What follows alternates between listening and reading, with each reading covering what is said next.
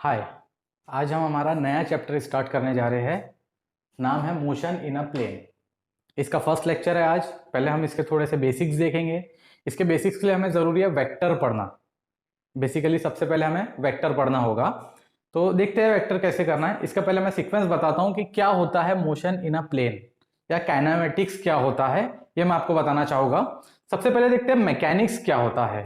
ये जो मैकेनिक्स है, study of forces, study of forces is called mechanics.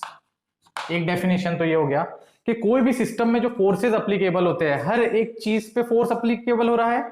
एक पार्टिकल भी अगर मूव कर रहा है एयर में मौजूद, अगर कोई पार्टिकल है वो मूव कर रहा है, मट्टी का अगर हम बोलते हैं ना धूल, उसे भी एक एक्सटर्नल एजेंसी दी जा रही है हवा की फॉर्म में, मतलब उस पर फोर्स एक्ट हो रहा है in the form of air, तब जाके वो मूवमेंट में आता है।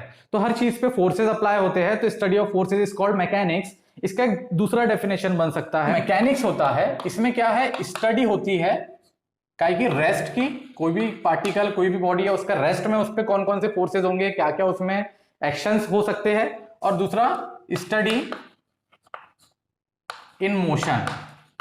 अगर मोशन होता है तो हमें कौन कौन सी चीजों की स्टडी करना होता है, उस बॉडी पर क्या क्या चीजें एप्लीकेबल होती है, उन सारी चीजों की स्टडी। तो मैकेनिक्स क्या हो गया, स्टडी ऑफ फोर्सेस भी बोल सकते हैं, या it is a branch of physics which deals with rest and motion, right. तो इसका डेफिनेशन लिखने की जरूरत नहीं है, समझ लीजिए। अगर आपको अपने ओन लैंग्वेज में भी अगर नोट्स बनाने हैं कि इसके डेफिनेशंस क्या है, समझने के लिए आप हिंदी में बनाइए, इंग्लिश में बनाइए, चल जाएगा, लेकिन आपको समझ में आना चाहिए। देन ये मैकेनिक्स की तीन ब्रांचेस होती है, स्टैटिक्स, काइनेमेटिक्स एंड डायनामिक्स। तो स्टैटिक्स में क्या होता है, हम स्टडी ऑफ रेस्ट बॉडी करते हैं, या study of body in rest condition. Kinematics में क्या होता है, हम study of body in motion without any reason, without any reason. It means हम काइनेमेटिक्स में स्टडी ऑफ बॉडी करते हैं, लेकिन कब, जब बॉडी मोशन में होती है। जैसे हम उसमें पढ़ते हैं वेलोसिटी, एक्सेलरेशन क्या होता है, डिस्टेंस, डिस्प्लेसमेंट क्या होता है, ये क्वांटिटी को हम पढ़ते हैं। तो ये होता है मोशन में बॉडी होती है, लेकिन मोशन में क्यों है उसका रीजन नहीं होता। हम बॉडी की स्टडी जरूर करते हैं कि वो जब वो मोशन में है, लेकिन वो मोशन में होने का रीजन क्या है उसकी स्टडी नहीं करते, तो कहलाता है काइनेमेटिक्स। डायनामेटिक्स में क्या होता है, study of body in motion with its cause. हम यहां पर भी study of body in motion करते हैं, लेकिन किस वजह से वो बॉडी मोशन में है, मोशन करती हुई बॉडी का स्टडी करते हैं, साथ ही साथ वो मोशन में क्यों है उसका भी स्टडी करते हैं। वो पोर्शन आता है डायनामिक में। अब हम देखेंगे, हमें ये चीज पढ़नी है काइनेमेटिक्स इस चैप्टर में। एक्चुअली काइनेमेटिक्स में दो चैप्टर आते हैं। एक होता है, ये काइनेमेटिक्स की दो ब्रांचेज होती है। एक ब्रांच होती है motion in a straight line, और दूसरा होता है मोशन इन अ प्लेन। इस तरीके से दो ब्रांचेज होती है काइनेमेटिक्स की। हम काइनेमेटिक्स में क्या पढ़ेंगे, motion in a straight line and motion in a plane. तो ये होता है आपका तीसरा chapter, motion in a straight line. ये है आपका तीसरा चैप्टर। एंड फोर्थ चैप्टर में हम पढ़ेंगे मोशन इन अ प्लेन। और मोशन इन अ प्लेन में सबसे पहले आपको बेसिक्स में वेक्टर पढ़ना है। तो हम ये चीज चालू करने जा रहे हैं, वेक्टर क्या होता है। ठीक है, हम पहले वेक्टर पढ़ेंगे, एक पोर्शन कंप्लीट होगा इस चैप्टर का, देन उसके आगे का भी पोर्शन हम देखेंगे। इस तरीके से पहले पूरा ये चैप्टर कंप्लीट करेंगे, मोशन इन अ प्लेन मतलब फोर्थ चैप्टर। फिर हम शिफ्ट हो जाएंगे motion in a straight line पे। तो इससे होगा क्या, होगा ये कि ये पढ़ने के बाद आपको ये बहुत ही ज्यादा आसान हो जाएगा, राइट। अब देखते हैं कि ये क्या होता है, motion in a straight line क्या होता है। कोई भी मोशन, मोशन मतलब मूवमेंट, ठीक है, एक ही डायरेक्शन में या एक ही एक्सिस पर। जनरली तीन एक्सिस होते हैं, ये एक्स एक्सिस होता है, ये वाई एक्सिस होता है एंड जेड एक्सिस होता है। तो कोई भी एक एक्सिस पर जब मोशन होगा हम उसे कहेंगे motion in a straight line. Axis क्या होते हैं हम समझ लेते हैं। ये एक्सिस का स्पेशलिटी होता है कि परपेंडिकुलर टू ईच अदर होते हैं, जस्ट लाइक दिस। ये एक्स एक्सिस, ये वाई एक्सिस एंड ये जेड एक्सिस, ये ओरिजिन है। ये एक्चुअली जेड एक्सिस कैसा है, ये ऐसा है बाहर निकला हुआ।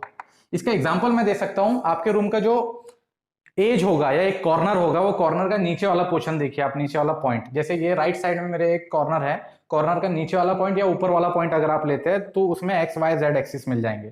तो तीनों में से कोई भी एक एक्सिस पर उसका मूवमेंट होगा, चाहे वो एक्स पे, वाई पे, जेड पे, तो वो कहलाता है motion in a straight line. जैसे कि ये चौक को मैंने ऊपर से छोड़ दिया, नीचे गिर गया, कैसे मूवमेंट किया, वर्टिकली, मतलब वाई एक्सिस के अकॉर्डिंगली उसने मूवमेंट किया।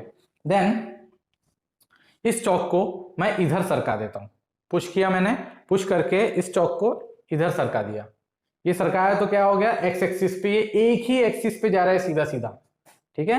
देन ये चौक को मैंने ऐसे इस डायरेक्शन में सरका दिया, तो ये जेड एक्सिस की तरफ जा रहा है, मतलब एक ही एक्सिस के पैरेलली ये मोशन कर रहा है। लेकिन इस चौक को अगर मैं ऐसे फेंकता हूं और ये ऐसे गिराता हूं, मतलब ये कैसे मोशन में है, यहां से निकला और ऐसे चले गया, ये परफेक्टली हॉरिजॉन्टल नहीं है, परफेक्टली वर्टिकल नहीं है, या ऐसा भी नहीं है कि एकदम स्ट्रेट जा रहा है जेड एक्सिस में। ये क्या हो रहा है, इसमें दो एक्सिसेस इन्वॉल्व है, इस ये जो मोशन कर रहा है दो एक्सिस में कर रहा है। जैसे कि पहले मैंने आपको बताया एग्जांपल, चौक इधर जा रहा है तो एक ही एक्सिस के अलोंग है, अगर ऐसा जा रहा है ऊपर तो एक ही एक्सिस के अलोंग है, या फिर अगर जेड की तरफ जा रहा है कैमरे की तरफ जो बताया था, एक ही एक्सिस के अलोंग है। लेकिन अभी क्या हो रहा है, हमने चौक को ऐसा लेके गया, तो क्या हो रहा है कि यहां पर जो इसके कोऑर्डिनेट्स मिलेंगे, एक्स एंड वाई कोऑर्डिनेट्स मिलेंगे। यहां पर देखिए जब ये एक एक्सिस के अलोंग था तो हमें सिर्फ एक्स कोऑर्डिनेट मिल रहे थे, या तो यहां होगा तो एक्स कोऑर्डिनेट, यहां भी होगा अगर चौक तो एक्स कोऑर्डिनेट, यहां भी होगा, लेकिन Y coordinate and Z coordinate क्या था, जीरो था। यहां पे क्या हो रहा है कि यहां पर आपको एक्स एंड वाई कोऑर्डिनेट दोनों मिलेंगे, क्योंकि एक्स और वाई एक्सिस के बीच में ये ट्रेवल कर रहा है ना, तो एक्स एंड वाई एक्सिस दोनों के अलोंग अगर वो चीज ट्रेवल करती है या मूवमेंट करती है तो उसको कहते हैं motion in a plane. 2D 1D होता है जब एक एक्सिस के अकॉर्डिंग मोशन होता है, 2D होता है जब दो एक्सिस के अकॉर्डिंगली मोशन होता है। तो इसे प्रोजेक्टाइल मोशन कहते हैं। जो अगर हम प्रोजेक्टाइल मोशन क्या होता है, जब हम ये चौक को, बॉल को, कोई भी चीज को ऐसे फेंकते हैं, ये जो मोशन करके आया, जैसे ऐसे जब फेंका हमने ऊपर गए, इस तरीके से एक्स एंड वाई एक्सिस में उसने ट्रेवल किया, इसलिए उसे प्रोजेक्टाइल मोशन कहते हैं। हमने उसे फेंका था इसलिए प्रोजेक्टाइल मोशन हो गया ये। अब देखते हैं हम कि motion in a plane, plane क्या होता है वो समझ लेते हैं। एक होता है हॉरिजॉन्टल प्लेन, एक होता है वर्टिकल प्लेन। ये आप या मैं जो जमीन पे खड़े हैं, ठीक है, वो जस्ट लाइक इस तरीके से कुछ होगी,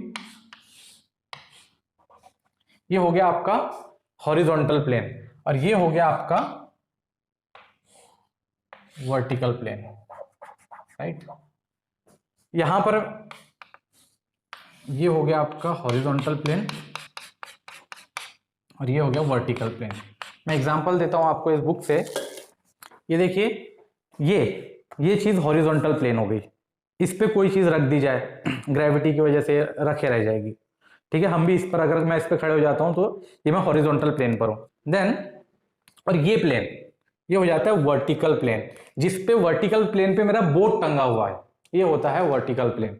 और ये होता है हॉरिजॉन्टल प्लेन, इस तरीके से रहेगा हॉरिजॉन्टल प्लेन जिस पे मैं खड़ा हुआ हूं, ये होता है प्लेन्स। तो प्लेन के अंदर में जब हम स्टडी करते हैं मोशन की, तो उसे कहेंगे मोशन इन अ प्लेन, और उसमें हम देखेंगे वेक्टर।